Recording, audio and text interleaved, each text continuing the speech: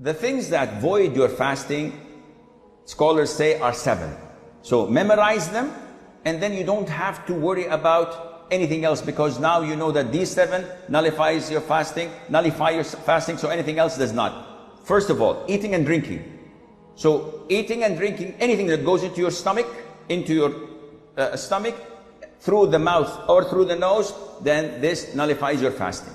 Even if you swallow a stone, it nullifies your fasting. Secondly, whatever takes the role of food and drink, such as the IV, if you have glucose, for example, that you can live for 3-4 days without eating and drinking, just because of this IV is going into your veins. So this nullifies your fasting.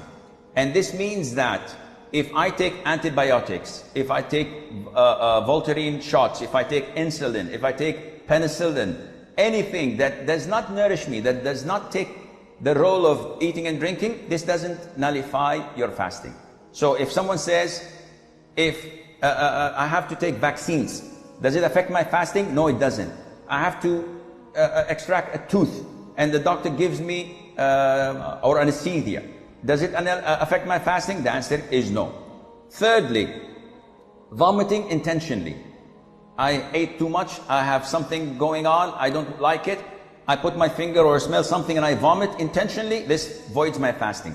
If I ate too much and I feel disturbed and all of a sudden, without me helping it, I'm throwing up, I'm vomiting, this is unintentional, it doesn't affect your fasting. Fourthly, cupping, and this is an issue of dispute among scholars.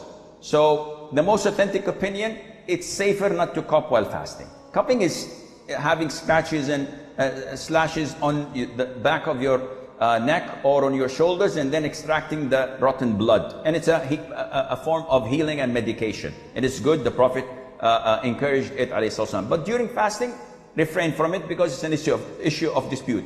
However, taking samples of your blood for the hospital is totally permissible. Bleeding from your gum while the dentist is working, does not affect your fasting. Try not to swallow it.